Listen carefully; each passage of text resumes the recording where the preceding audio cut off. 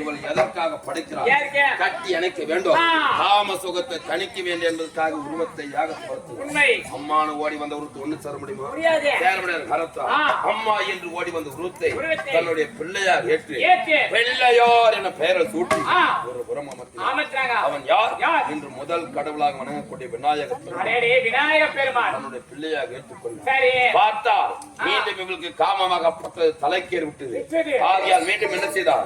மீண்டும் சிட்டிக்கு முன்ன எடுத்து ஓங்கார மந்திரத்தை உச்சரித்தார். அதிலே ஒரு தோன்றினார். எப்படி? வாசி போன்ற கோடி முட்டை கண்கள், கோவைப்பழ இதழ், மாதுளை போன்ற கண்ணுங்க, எழுது நின்ற உருவம் பார்த்தால் அவருடைய அழகை கண்டு தங்கா என்று ஓடி வந்தது. தங்கானு ஓடி வரத்தான் நேரம்.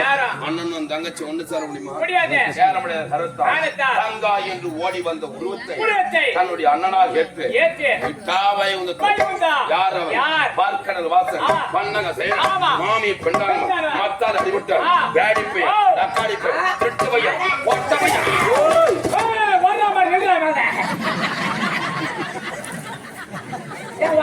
ஓட மாட்டா. நான் ஓட மாட்டேன். புரட்டாசி பிறந்து விட்டது. பொட்டாசி இல்லடா, புரட்டாசி. ஆமா, இனி பகவானுக்கு தான் படையில் போடுவாங்க. அந்த பகவான் யாரு? அண்ணன். சுத்தமான பொட்டை.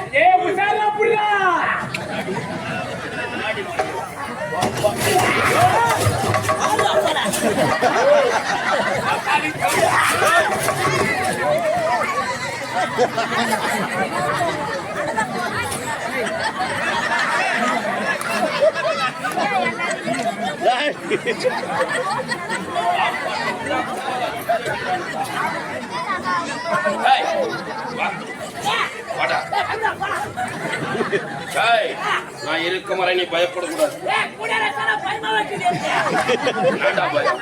இந்த உலகத்துல வரம் பெற்றவர்கள், இந்த உலகத்துல வரம் பெற்றவர்கள் தம்பி